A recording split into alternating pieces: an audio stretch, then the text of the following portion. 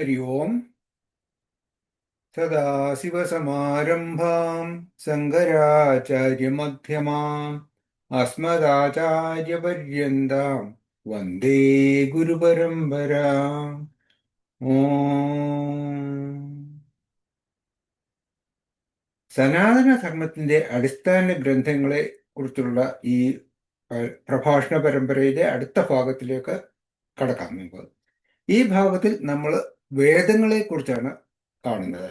വേദങ്ങളുടെ പൊതുവായ ഘടന എങ്ങനെയാണ്, അത് വേദങ്ങൾ അറേഞ്ച് ചെയ്തിരിക്കുന്നത്, പിന്നെ എത്ര വേദങ്ങളുണ്ട്, ഓരോ വേദത്തിലെയും പ്രധാന പ്രതിപാദ്യ വിഷയങ്ങൾ എന്തൊക്കെയാണ്, ഇതാണ് ഈ ഭാഗത്തിൽ നമ്മൾ പ്രധാനമായിട്ടും കാണുന്നത്. സനാതന ധർമ്മത്തിലെ അടിസ്ഥാന ഗ്രന്ഥങ്ങളെ കുറിച്ച് നമ്മൾ കഴിഞ്ഞ ക്ലാസ്സിൽ കണ്ടു. അതില് പ്രഥമവും പ്രധാനവുമായത് വേദങ്ങളാണെന്നും കണ്ടു. ഈ വേദങ്ങൾ അറിവിന്റെ വളരെ വിപുലമായ ഒരു ശേഖരമാണ്. കൂടാതെ ബാക്കിയുള്ള ശാസ്ത്രങ്ങളെല്ലാം തന്നെ വേദങ്ങളെ ആസ്പദമാക്കിയാണ് രചിച്ചിരിക്കുന്നത്. അതുകൊണ്ട് തന്നെ വേദങ്ങളെക്കുറിച്ച് നമുക്ക് കൂടുതൽ വിശദമായി കാണേണ്ടതുണ്ട്. ആദ്യമായിട്ട് എങ്ങനെയാണ് വേദങ്ങളെ ഒരു ഘടന, എന്താണ് അതിനകത്തെ കണ്ടൻസ്, എങ്ങനെയാണ് അതിനെ വേർതിരിച്ചിരിക്കുന്നത് എന്നൊന്ന് നോക്കാം. തുടക്കത്തിൽ വേദങ്ങൾ ചിതറിക്കിടക്കുന്ന ഒരു ആശയങ്ങളുടെ സമൂഹമായിരുന്നു. ഒന്നും അറേഞ്ച് ചെയ്തിട്ടുണ്ടായിരുന്നില്ല. പിന്നീട് വേദവ്യാസനാണ്, അല്ലെങ്കിൽ കൃഷ്ണദ്വൈപായനൻ ആണ് ഈ വേദങ്ങളെ വ്യസിച്ച്, അതായത് ഇതിനെ അറേഞ്ച് ചെയ്ത് കോഡിഫൈ ചെയ്ത് ഓരോ ക്രമത്തിൽ ആക്കിയത്. അപ്പോൾ ഓരോ വിഷയങ്ങളെ സംബന്ധിക്കുന്ന വേദങ്ങളെ ഓരോ പ്രത്യേക പേരിലും, പിന്നെ ഓരോ വേദങ്ങളിലും അതാത് വിഷയങ്ങളെ അതാത് ക്രമത്തിലും അടുക്കിയത് വേദവ്യാസനാണ്. അങ്ങനെ വേദങ്ങളിലെ പ്രതിപാദ്യ വിഷയങ്ങളുടെ അടിസ്ഥാനത്തിൽ വേദങ്ങൾക്ക് 4 ഭാഗങ്ങളുണ്ടെന്ന് പറയാം. സംഹിത അഥവാ മന്ത്രഭാഗം, അതാണ് ആദ്യത്തെ ഭാഗം. ബ്രാഹ്മണങ്ങൾ അഥവാ കർമ്മകാന്ഡം, ആരണ്യകങ്ങൾ അഥവാ ഉപാസനാകാന്ഡം, ഉപനിഷത്തുകൾ അഥവാ ജ്ഞാനകാന്ഡം. ഇങ്ങനെ 4 ഭാഗങ്ങളാണ് വേദങ്ങൾക്കുള്ളത്. പൊതുവെ ഈ 4 ഭാഗങ്ങൾ 4 ആശ്രമങ്ങളുമായി ബന്ധപ്പെടുത്തിയാണ് പറയാറ്. വൈദിക ധർമ്മത്തിൽ മനുഷ്യ ജീവിതത്തെ അനുഷ്ഠാന പ്രാധാന്യം കണക്കാക്കി ബ്രഹ്മചര്യം, ഗാർഹസ്ഥ്യം, വാനപ്രസ്ഥം, സന്യാസം എന്നിങ്ങനെ 4 ആശ്രമങ്ങളായി വിഭജിച്ചിട്ടുണ്ട്. അത് നമുക്ക് കണ്ടിട്ടുണ്ടല്ലോ. ഓരോ ആശ്രമത്തിലും വേദത്തിൻ്റെ പഠനം അനിവാര്യമാണ്. ബ്രഹ്മചര്യാശ്രമത്തിൽ വിദ്യാഭ്യാസ കാലത്ത് ഗുരുവിൻ്റെ അടുത്തിരുന്ന് സംഹിതാമന്ത്രങ്ങൾ ചൊല്ലി ഹൃദയസ്ഥമാക്കുന്നു. ഇതാണ് വേദങ്ങളിലെ ആദ്യ ഭാഗം, സംഹിതകൾ. വിദ്യാഭ്യാസം കഴിഞ്ഞ് ഗൃഹസ്ഥാശ്രമത്തിൽ പ്രവേശിക്കുമ്പോൾ സംഹിത വ്യാഖ്യാന രൂപമായ ബ്രാഹ്മണങ്ങൾ ഉപയോഗിച്ച് കർമ്മങ്ങൾ ചെയ്യുന്നു. ഗൃഹസ്ഥന്മാരാണല്ലോ കർമ്മത്തിന് അധികാരികൾ. ഇനി മക്കളെല്ലാം വലുതായി കാര്യപ്രാപ്തിയാകുമ്പോൾ ഗൃഹഭരണമൊക്കെ അവരെ ഏൽപ്പിച്ച് സന്യാസത്തിനുള്ള തയ്യാറെടുപ്പിനായി തപസ് ചെയ്യാനായി വാനപ്രസ്ഥം സ്വീകരിക്കണമെന്നാണ് ശാസ്ത്രവിധി. ഇപ്പോഴത്തെ കാലത്ത് നമുക്ക് വീട്ടിൽ തന്നെ കഴിയാം. ഭരണമൊക്കെ മക്കളെ ഏൽപ്പിച്ചിട്ട് ഒരു ഗസ്റ്റിനെ പോലെ വീട്ടിൽ കഴിയുന്നതും വാനപ്രസ്ഥമായിട്ട് ഇപ്പോഴത്തെ കാലത്ത് എടുക്കാം.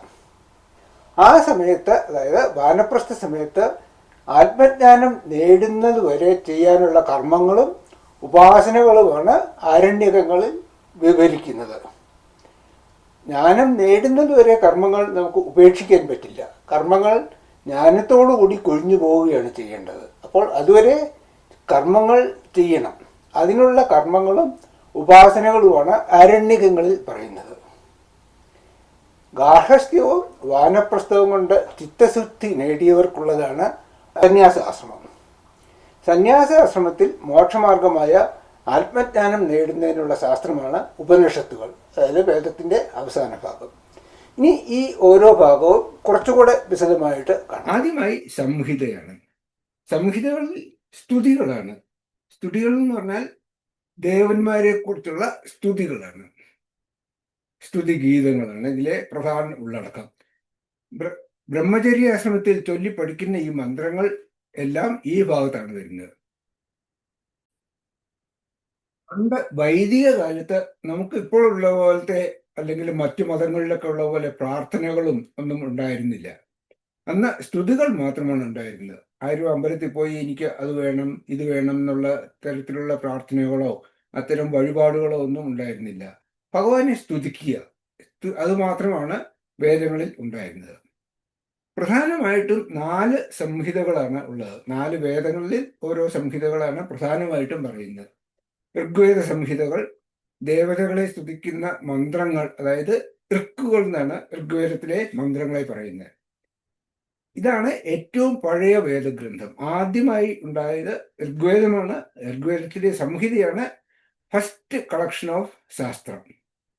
അടുത്തത് യജുർവേദ സംഹിതകൾ, യാഗങ്ങൾക്കും മറ്റനുഷ്ഠാനങ്ങൾക്കും ആവശ്യമായ മന്ത്രങ്ങളും അവ ചൊല്ലേണ്ട ക്രമവുമാണ് യജുർവേദ സംഹിതയിൽ വിവരിക്കുന്നത്. ഇതിന് ശുക്ല യജുർവേദമെന്നും കൃഷ്ണ യജുർവേദമെന്നും 2 ശാഖകളുണ്ട്. മൂന്നാമത്തേത് സാമവേദ സംഹിതയാണ്. ഗാനരൂപത്തിൽ ആലപിക്കാവുന്ന മന്ത്രങ്ങളുടെ ഒരു സമാഹാരമാണ് സാമവേദ സംഹിത. പ്രധാനമായും ഋഗ്വേദത്തിലെ തന്നെ മന്ത്രങ്ങളാണ് സംഗീതാത്മകമായി ഇതിൽ ക്രമീകരിച്ചിരിക്കുന്നത്. ഋഗ്വേദത്തിൽ നിന്നും യജുർവേദത്തിൽ നിന്നുമുള്ള മന്ത്രങ്ങൾ സാമവേദത്തിലുണ്ട്. അടുത്തത് അഥർവവേദ സംഹിതയില് ലൗകിക ജീവിതങ്ങളെ സുഖം, ആരോഗ്യം, മന്ത്രവാദം, രോഗശാന്തി എന്നിവയുമായി ബന്ധപ്പെട്ട മന്ത്രങ്ങളാണ് അഥർവവേദത്തിലുള്ളത്. ഇതാണ് സംഹിത എന്ന ഭാഗം. അടുത്തത് ബ്രാഹ്മണങ്ങളാണ്. ഈ ബ്രാഹ്മണങ്ങളും ബ്രാഹ്മണ ജാതിയും തമ്മിൽ യാതൊരു ബന്ധവുമില്ല. ബ്രാഹ്മണങ്ങൾ എന്ന് പറയുന്നത് സംഹിതകളിലെ മന്ത്രങ്ങൾ എങ്ങനെയാണ് യജ്ഞങ്ങളിലും കർമ്മങ്ങളിലും ഉപയോഗിക്കേണ്ടത് എന്ന് വിശദീകരിക്കുക മാത്രമാണ് ഇവിടെ ചെയ്യുന്നത്. ലളിതമായി പറഞ്ഞാൽ ഈ മന്ത്രങ്ങളുടെ വ്യാഖ്യാനങ്ങളും അതിൻ്റെ പ്രയോഗവിധികളുമാണ് ഇവിടുത്തെ വിഷയം. ആദ്യത്തെ തിയറി ആയിരുന്നു, ഇവിടെ പ്രാക്ടിക്കലാണ്. യാഗങ്ങൾ, ബലികൾ, മറ്റനുഷ്ഠാനങ്ങൾ എന്നിവയുടെ രീതികളെക്കുറിച്ചാണ് ഇതിൽ പ്രതിപാദിക്കുന്നത്. ഹോമകുണ്ഡം എങ്ങനെയാണ് തയ്യാറാക്കേണ്ടത്, എങ്ങനെയാണ് ഹോമം ചെയ്യേണ്ടത്, ഹോമം ചെയ്യുമ്പോൾ എന്തൊക്കെ മന്ത്രങ്ങളാണ് ജപിക്കേണ്ടത്, ആരൊക്കെയാണ് ഇത് ചെയ്യേണ്ടത്, അങ്ങനെയുള്ള ഡീറ്റെയിൽ ആയിട്ടുള്ള കാര്യങ്ങളൊക്കെ ഇവിടെയാണ് വരുന്നത്.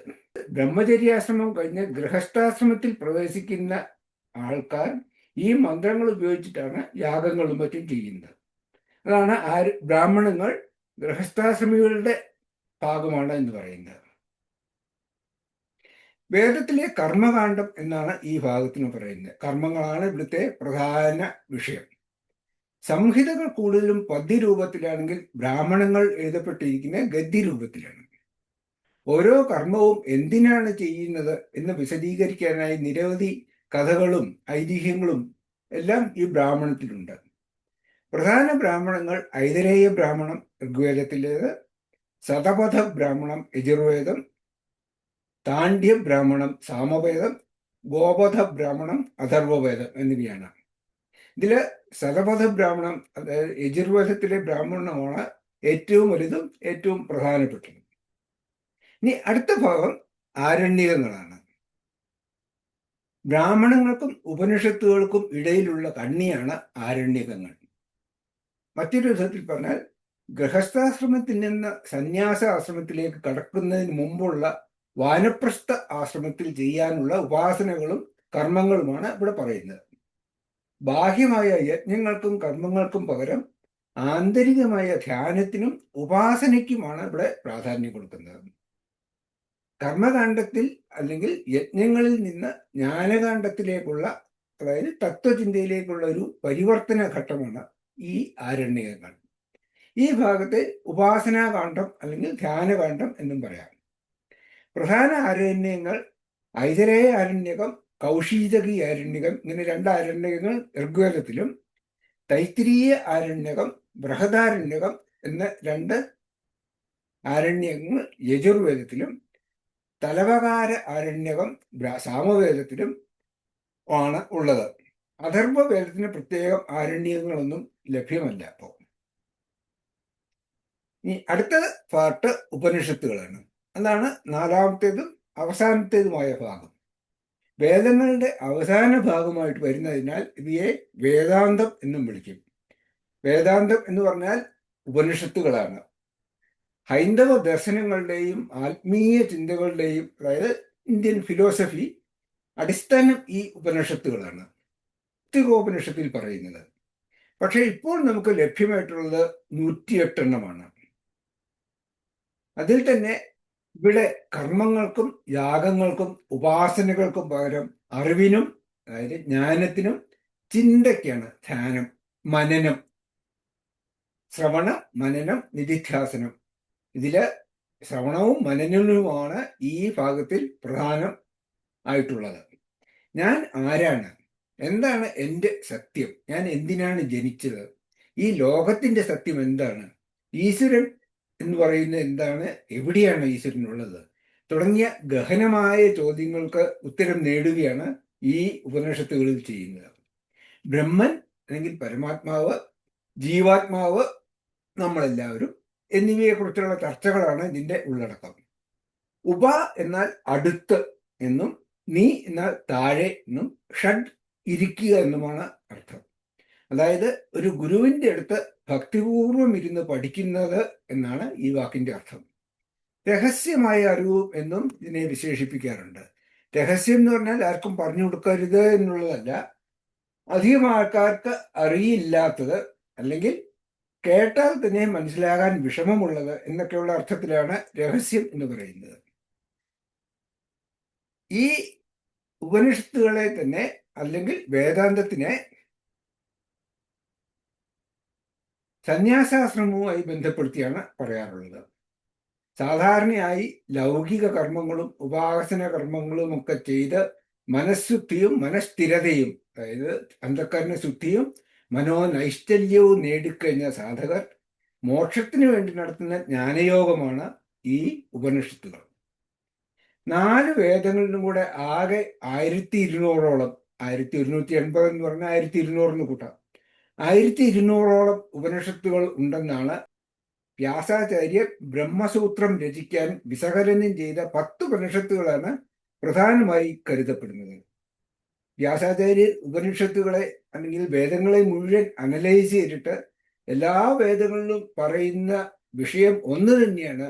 അതിലെ പ്രധാന ഭാഗം ഉപനിഷത്താണ്, അദ്വൈതമാണ് എന്ന് സിദ്ധിക്കാൻ വേണ്ടി രചിച്ച ഒരു ലോജിക്കൽ ബുക്കാണ് ബ്രഹ്മസൂത്രം എന്ന് പറയുന്നത്.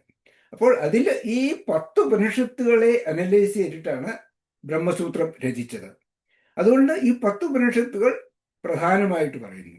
അതുകൊണ്ട് തന്നെ ശങ്കരാചാര്യർ ബ്രഹ്മസൂത്രത്തിന് ഭാഷ്യം രചിച്ചപ്പോൾ ഈ 10 ഉപനിഷത്തുകൾക്കും കൂടി ഭാഷ്യം രചിക്കുകയുണ്ടായി. ഈ 10 ഉപനിഷത്തുകൾ ഈ താഴെ പറയുന്നവയാണ്.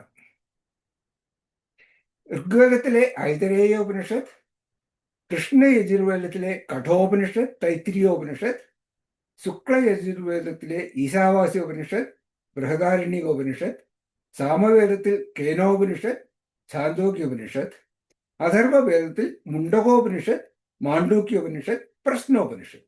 ഇങ്ങനെയാണ് 10 ഉപനിഷത്തുകൾ. ഈ ഉപനിഷത്തുകളുടെ എല്ലാം പ്രധാന വിഷയം ആത്മജ്ഞാനമാണ്. യാതൊന്നറിഞ്ഞാലാണോ മറ്റൊന്നും അറിയേണ്ടതില്ല എന്ന് പറയുന്ന ആത്മജ്ഞാനമാണ് ഈ ഉപനിഷത്തുകളുടെ വിഷയം. എന്താണ് ഒരു ജീവന്റെ യഥാർത്ഥ സ്വരൂപം? എന്താണ് ഈശ്വരൻ? എന്താണ് സംസാരം? എന്താണ് ബന്ധനം? എന്താണ് മോക്ഷം? എങ്ങനെയാണ് മോക്ഷം ലഭിക്കുന്നത്? എങ്ങനെയാണ് ഈശ്വരനും ജീവനും പാരമാർത്ഥിക തലത്തിൽ ഒന്ന് തന്നെയായിരിക്കുന്നത്? ഇതൊക്കെയാണ് ഉപനിഷത്തുകളിൽ വിശദമാക്കുന്നത്. ഈ ജീവ ഈശ്വര ഐക്യം സൂചിപ്പിക്കുന്ന ഉപനിഷത്ത് വാക്യങ്ങളെയാണ് മഹാവാക്യങ്ങൾ എന്ന് പറയുന്നത്. എല്ലാ ഉപനിഷത്തുകളും അല്ലെങ്കിൽ എല്ലാ വേദങ്ങളും പറയുന്നത് ഒന്ന് തന്നെയാണ് എന്ന് കാണിക്കാനായി 4 വേദങ്ങളിൽ നിന്നും ഓരോ ഉപനിഷത്തുകൾ എടുത്ത് അതിലെ മഹാവാക്യങ്ങളെ ഉദാഹരണമായിട്ട് പറയാറുണ്ട്. അങ്ങനെയാണ് 4 മഹാവാക്യങ്ങൾ എന്ന് പറയുന്നത്. മഹാവാക്യങ്ങൾ 4 അല്ല, അനേകായിരം മഹാവാക്യങ്ങളുണ്ട്. എന്നാലും പ്രധാനമായും ഈ 4 മഹാവാക്യങ്ങളാണ് ഉദാഹരണമായിട്ട് പറയാറുള്ളത്. അതിൽ ഋഗ്വേദത്തിലെ ഐതരേയോപനിഷത്തിൽ പറയുന്ന പ്രജ്ഞാനം ബ്രഹ്മ, യജുർവേദത്തിലെ ബൃഹദാരണ്യക ഉപനിഷത്തിൽ നിന്നുള്ള അഹം ബ്രഹ്മാസ്മി, സാമവേദത്തിലെ ഛാന്തോക്യോപനിഷത്തിൽ നിന്നുള്ള തത്വമസി, അഥർവവേദത്തിലെ മാണ്ഡൂക്യോപനിഷത്തിൽ നിന്നുള്ള അയം ആത്മാ ബ്രഹ്മ. ഇങ്ങനെ 4 മഹാവാക്യങ്ങളാണ് പ്രധാനമായിട്ടും ഉദാഹരണമായിട്ട് പറയാറുള്ളത്. ഇങ്ങനെയുള്ള 4 വിഭജനം കൂടാതെ എന്നല്ല, ഈ വിഭജനങ്ങളെ തന്നെ കർമ്മകാന്ഡം, ഉപാസനാകാന്ഡം, ജ്ഞാനകാന്ഡം എന്നിങ്ങനെ 3 വിഭാഗങ്ങളായിട്ടും പറയാറുണ്ട്. മന്ത്രഭാഗങ്ങൾക്ക് അധികം പ്രാധാന്യം കൊടുക്കാതെ ഉപയോഗിക്കുന്നതിനെ അടിസ്ഥാനമാക്കി ഇതിനെ കർമ്മകാന്ഡം, ഉപാസനാകാന്ഡം, ജ്ഞാനകാന്ഡം എന്നിങ്ങനെ 3 വിഭാഗങ്ങളായിട്ടും പറയാറുണ്ട്. ഇത്തരത്തിലുള്ള ഒരു വിഭജനം മൂലമാണ് ഇവയെ വേദത്രയങ്ങൾ എന്ന് പറയുന്നത്. 3 വേദങ്ങൾ എന്നാണ് സാധാരണയായി പറയാറുള്ളത്. നമ്മുടെ തൃപ്പൂണിത്തുറ ദേവനെ പൂർണ്ണത്രയീശൻ എന്ന് പറയാറുണ്ടല്ലോ. ഈ 3 വേദങ്ങളുടെയും ഈശ്വരൻ എന്നുള്ള അർത്ഥത്തിലാണ് പൂർണ്ണത്രയീശൻ എന്ന് പറയുന്നത്. ചിലപ്പോൾ ചിലരൊക്കെ പറയാറുണ്ട് ഇതില് അഥർവവേദം പിന്നീട് വന്നതാണ്, ഋഗ്വേദം, സാമവേദവും യജുർവേദവുമാണ് ആദ്യം ഉണ്ടായിരുന്നത്, അതിനുശേഷം വന്നതാണ് അഥർവവേദം. അതുപോലെ തന്നെ അഥർവവേദത്തിൽ ഉള്ളത് പ്രധാനമായും ഋക്ക്, യജുസ്, സാമം എന്നീ 3 വേദങ്ങളിലെ മന്ത്രങ്ങൾ തന്നെയാണ്. അതുകൂടാതെ അഥർവവേദത്തിലെ പ്രതിപാദ്യ വിഷയങ്ങൾ കൂടുതലും ലൗകിക കാര്യങ്ങളാണ്. മന്ത്രവാദവും അതുമെല്ലാം അതിനകത്താണ് വരുന്നത്. അതുകൊണ്ട് അതിന് പ്രാധാന്യം കുറച്ചിട്ട് മറ്റു 3 വേദങ്ങളെ കൂട്ടിയാണ് വേദത്രയങ്ങൾ എന്നും പറയുന്നുണ്ട്. പക്ഷേ ഇങ്ങനെ ഉള്ളൊരു വിഭജനമായിരിക്കും കുറച്ചുകൂടെ ബെറ്റർ. ജ്ഞാനകാന്ഡം, ഉപാസനാകാന്ഡം, കർമ്മകാന്ഡം എന്നുള്ള വിഭജനമായിരിക്കും ബെറ്റർ. കാരണം അഥർവവേദത്തിലും 3 പ്രധാനപ്പെട്ട ഉപനിഷത്തുകൾ വരുന്നുണ്ട്. അപ്പോൾ അതിന് പ്രാധാന്യമില്ല എന്ന് പറയാൻ വിഷമമാണ്. ഉപനിഷത്തുകളിൽ ഏറ്റവും പ്രധാനപ്പെട്ട ഉപനിഷത്താണ് മാണ്ഡൂക്യ ഉപനിഷത്ത്. അത് വരുന്നത് അഥർവവേദത്തിലാണ്. അപ്പോൾ അഥർവവേദത്തിന് പ്രാധാന്യമില്ല എന്ന് പറയുന്നത് അത്ര അർത്ഥമില്ല എന്നാണ് എനിക്ക് തോന്നുന്നത്. ഇനി അടുത്തതായി നമുക്ക് വേദങ്ങളെ എങ്ങനെയാണ് വിഭജിച്ചിരിക്കുന്നത് എന്നതാണ്. 4 വേദങ്ങൾ ആയിട്ടാണ് പറയുന്നത്. പൊതുവെ 4 വേദങ്ങൾ എന്നാണ് പറയുന്നതെങ്കിലും യജുർവേദത്തിന് ശുക്ല യജുർവേദം എന്നും കൃഷ്ണ യജുർവേദം എന്നും 2 വിഭാഗങ്ങളുണ്ട്. അതുകൊണ്ട് 4+1 വേദങ്ങൾ എന്നും പറയാറുണ്ട്. തുടക്കത്തിൽ 1200ഓളം ശാഖകൾ ഉണ്ടായിരുന്ന വേദങ്ങളിൽ ഇന്ന് ലഭ്യമായിരിക്കുന്ന 14-നടുത്തുള്ള ശാഖകൾ മാത്രമാണ്. ഓരോ വേദങ്ങളിലെയും മന്ത്രങ്ങളുടെ എണ്ണവും അതിലെ ക്രമീകരണത്തിലെ വ്യത്യാസവുമാണ് ഓരോ ശാഖകൾ തമ്മിലുള്ള വ്യത്യാസം. അതിലുള്ള കണ്ടന്റിന് വ്യത്യാസമൊന്നുമില്ല. ആ മന്ത്രങ്ങൾ എങ്ങനെയാണ് ക്രമീകരിച്ചിരിക്കുന്നത്, ചിലതിൽ കുറച്ച് കൂടുതലും കുറവുകളും ഉണ്ടാവും എന്നുള്ളതല്ലാതെ ഈ ശാഖകൾ തമ്മിൽ വ്യത്യാസമൊന്നുമില്ല. കണ്ടന്റ് എല്ലാം ഒന്ന് തന്നെയാണ്. ഇനി ഏതൊക്കെയാണ് വേദങ്ങൾ, 4 വേദങ്ങൾ അല്ലെങ്കിൽ 4+1 വേദങ്ങൾ എന്ന് നോക്കാം. ആദ്യത്തേത് ഋഗ്വേദമാണ്. ഏറ്റവും പുരാതനമായ വേദമാണ് ഋഗ്വേദം. പ്രധാനമായും പ്രകൃതി ശക്തികളെയും ദേവതകളെയും സ്തുതിക്കുന്ന മന്ത്രങ്ങൾ അല്ലെങ്കിൽ ഋക്കുകൾ ആണ് ഇതിലെ പ്രതിപാദ്യം. ദേവവിജയങ്ങളുടെയും അസുര പരാജയങ്ങളുടെയും കഥകളും രാജചരിത്രങ്ങളുടെ സൂചനകളും മുതൽ കൃഷിയും കന്നുകാലി വളർത്തലും സത്കർമ്മങ്ങളും സമൃദ്ധിയിലേക്കുള്ള മാർഗങ്ങളും ഋഗ്വേദത്തിൽ വിവരിക്കുന്ന അനേകം വിഷയങ്ങളിൽ ചിലത് മാത്രമാണ്. അറിവിൻ്റെയും ശാശ്വത സത്യത്തിൻ്റെയും ഉറവിടമായിട്ടാണ് ഇതിനെ കണക്കാക്കുന്നത്.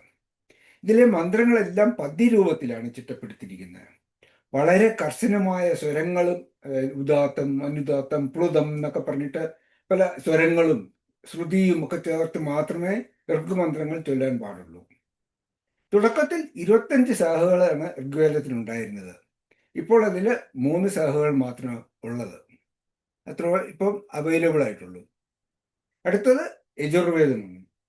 ഇതിലെ പ്രധാന വിഷയം യാഗങ്ങളും കർമ്മങ്ങളുമാണ്. യജ്ഞങ്ങൾ നടത്തുമ്പോൾ ചൊല്ലേണ്ട മന്ത്രങ്ങളും അവയുടെ പ്രായോഗിക രീതികളുമാണ് ഇതിൽ വിവരിക്കുന്നത്. ഇതിനെ അച്ചടക്കത്തിൻ്റെയും ഡിസിപ്ലിൻ്റെയും കർമ്മത്തിൻ്റെയും വഴികാട്ടികളായിട്ടാണ് കരുതപ്പെടുന്നത്. ഋഗ്വേദത്തിന് ശേഷമാണ് യജുർവേദം രചിക്കപ്പെടുന്നത്. അതുകൊണ്ട് തന്നെ ഋഗ്വേദ മന്ത്രങ്ങൾ ധാരാളമായും യജുർവേദത്തിലും കാണാം. പല പല സ്ഥലങ്ങളിലും കോട്ട് ചെയ്തിട്ടുണ്ട്. ഇങ്ങനെ ഋഗ്വേദത്തിൽ പറഞ്ഞിരിക്കുന്നു എന്ന് പറഞ്ഞ് ഋഗ്വേദ മന്ത്രങ്ങൾ കോട്ട് ചെയ്തിട്ടുണ്ട്. അത് നമുക്ക് പല ഉപനിഷത്തുകളിലും കാണാം. ഇങ്ങനെ ഒരു മന്ത്രമുണ്ട്. മന്ത്രം എന്ന് പറയുന്നത് പ്രധാനമായും ഋഗ്വേദ മന്ത്രത്തിനാണ് പറയുന്നത്. എന്നിട്ട് അതിൽ കോട്ട് ചെയ്യുന്നുണ്ട്. യജുർവേദത്തിലെ മന്ത്രങ്ങൾ ഗദ്യരൂപത്തിലാണ് ചിട്ടപ്പെടുത്തിയിരിക്കുന്നത്. യജുർവേദത്തിൽ തുടക്കത്തിൽ 108 ശാഖകൾ ഉണ്ടായിരുന്നതായിട്ടാണ് പറയപ്പെടുന്നത്. ഇവയെല്ലാം കൃഷ്ണ യജുർവേദം, ശുക്ല യജുർവേദം എന്നിങ്ങനെ 2 ഭാഗങ്ങളിലായി ഉൾപ്പെടുത്തിയിരിക്കുന്നു. ഇപ്പോൾ ഇതിൽ 6 ശാഖകൾ മാത്രമാണ് ലഭ്യമായിട്ടുള്ളത്. കൃഷ്ണ യജുർവേദവും ശുക്ല യജുർവേദവും തമ്മിൽ അത് രചിച്ച അല്ലെങ്കിൽ അത് നമുക്ക് കാട്ടിത്തന്ന ഋഷിമാർ വ്യത്യാസമാണെന്നല്ലാതെ അതിലെ കണ്ടൻസിൽ വ്യത്യാസങ്ങളൊന്നുമില്ല. അതിലുള്ള ഉപനിഷത്തുകൾ വ്യത്യാസമുണ്ട്. കുറേ മന്ത്രങ്ങളൊക്കെ അങ്ങോട്ടും ഇങ്ങോട്ടും മാറിയിട്ടുണ്ടെന്നുള്ളതല്ലാതെ രണ്ടും തമ്മിൽ കണ്ടൻസിനും വ്യത്യാസമൊന്നുമില്ല. അടുത്തത് സാമവേദമാണ്. സാമവേദം പ്രധാനമായും സംഗീതത്തിന് പ്രാധാന്യം നൽകുന്ന വേദമാണ്. ഋഗ്വേദത്തിലെയും യജുർവേദത്തിലെയും മന്ത്രങ്ങൾ തന്നെ സംഗീതാത്മകമായി ചിട്ടപ്പെടുത്തിയിരിക്കുകയാണ് സാമവേദത്തിൽ. മറ്റൊരു വിധത്തിൽ പറഞ്ഞാൽ ഋഗ്വേദവും യജുർവേദവും ഒക്കെ സംഗീതാത്മകമായിട്ട് ചൊല്ലിയാൽ അത് സാമവേദമായി എന്ന് പറയാം. ഉപാസനയ്ക്കും ഭക്തിക്കുമാണ് ഇതിലെ കൂടുതൽ സ്ഥാനം. ഇന്ദ്രാദി ദേവന്മാരെ യാഗശാലയിൽ വെച്ച് സാമഗാനം ആലപിച്ചാണ് സന്തുഷ്ടരാക്കുന്നത്. ഈ സാമവേദത്തിൽ 1000 ശാഖകൾ ഉണ്ടായിരുന്നതാണ്. അതിൽ ഇപ്പോൾ 3 ശാഖകൾ മാത്രമാണ് ലഭിച്ചിരിക്കുന്നത്. ബാക്കി മുഴുവൻ കാലാന്തരത്തിൽ പോയി. അടുത്ത 4-ാമത്തേത് അഥർവവേദമാണ്. അഥർവണ വേദം എന്നും ഇതിന് പറയാറുണ്ട്. ലൗകിക വിഷയങ്ങളുമായി ബന്ധപ്പെട്ട വിഷയങ്ങളാണ് ഇതിൽ കൂടുതലായും ഉള്ളത്. ആരോഗ്യം, ഔഷധങ്ങൾ, സംരക്ഷണം, ആയുർവേദം, മാന്ത്രിക വിദ്യകൾ, ഇതിലാണ് ബ്ലാക്ക് മാജിക്കും ഒക്കെ വരുന്നത്. ഇതെല്ലാം വേദങ്ങളിലുള്ള കാര്യങ്ങൾ തന്നെയാണ്. ഇതെല്ലാം ഇതിൽ പ്രതിപാദിക്കുന്നു. നിത്യജീവിതത്തിലെ പ്രതിസന്ധികൾക്കുള്ള പരിഹാരങ്ങളാണ് ഇതിലെ പ്രധാന ഉള്ളടക്കം. അഥർവവേദത്തിന് 50 ശാഖകൾ ഉണ്ടായിരുന്നതിൽ 2 ശാഖ മാത്രമാണ് ഇപ്പോൾ അവൈലബിൾ ആയിട്ടുള്ളത്. അങ്ങനെ നമ്മൾ ഇതുവരെ സനാതനധർമ്മത്തിൻ്റെ 7 തലങ്ങളിലുള്ള ശാസ്ത്രങ്ങളെക്കുറിച്ച് കണ്ടു. വേദങ്ങൾ, സൂത്രങ്ങൾ, സ്മൃതി, പുരാണങ്ങൾ, ഇതിഹാസങ്ങൾ, ഭാഷ്യങ്ങൾ, പ്രകരണ ഗ്രന്ഥങ്ങൾ, ഇങ്ങനെയുള്ള 7 തലങ്ങൾ കണ്ടു. അതിനുശേഷം വേദങ്ങളെക്കുറിച്ച് വേദങ്ങളിലെ 4 ഭാഗങ്ങൾ, അതായത് സംഹിത, ബ്രാഹ്മണങ്ങൾ, ആരണ്യകങ്ങൾ, ഉപനിഷത്തുകൾ, പിന്നെ വേദങ്ങളെ 4ആയി തിരിച്ചിരിക്കുന്നത് ഋഗ്വേദം, യജുർവേദം, സാമവേദം, അഥർവവേദം, ഇങ്ങനെയുള്ള 4 വിഭജനങ്ങളും അതിലെ പ്രധാനപ്പെട്ട കണ്ടൻസും കണ്ടു. അടുത്തതായി വേദാംഗങ്ങൾ, ഉപാംഗങ്ങൾ, ഉപവേദങ്ങൾ എന്നിവയെക്കുറിച്ചും കാണാം. ഈ വേദങ്ങൾ ഒക്കെ വളരെ സങ്കീർണമായ വിഷയങ്ങളായതിനാൽ തന്നെ അത് മനസ്സിലാക്കാൻ വേണ്ടിയിട്ട് പല അനുബന്ധ ശാസ്ത്രങ്ങളും ഇതിൻ്റെ കൂടെ തന്നെ രചിച്ചിട്ടുണ്ട്. വേദങ്ങൾ ശരിയായി അഭ്യസിക്കാനും അവയിലെ മന്ത്രങ്ങൾ കൃത്യമായി ഉച്ചരിക്കാനും പ്രയോഗിക്കാനും സഹായിക്കുന്ന ശിക്ഷ, കൽപ്പം, വ്യാകരണം, നിരുക്തം, ഛന്ദസ്, ജ്യോതിഷം, ഇങ്ങനെ 6 അനുബന്ധ ശാസ്ത്രങ്ങളാണ് വേദാംഗങ്ങൾ എന്ന് പറയുന്നത്. 6 എണ്ണമാണ് അതിനകത്തുള്ളത്. ഇതിനെ വേദപുരുഷന്റെ 6 അവയവങ്ങളായിട്ടാണ് ഉപമിക്കാറുള്ളത്. അതാണ് വേദ അംഗങ്ങൾ. അംഗം എന്ന് പറഞ്ഞാൽ അവയവം എന്നാണ്.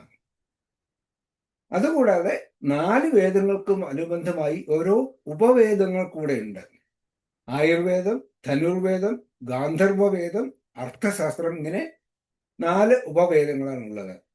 വേദങ്ങളിലെ തത്വങ്ങളെ പ്രായോഗികമായി ജീവിതത്തിൽ എങ്ങനെ ഉപയോഗിക്കണം എന്ന് വിശദീകരിക്കുന്ന ശാസ്ത്രങ്ങളാണ് ഉപവേദങ്ങൾ.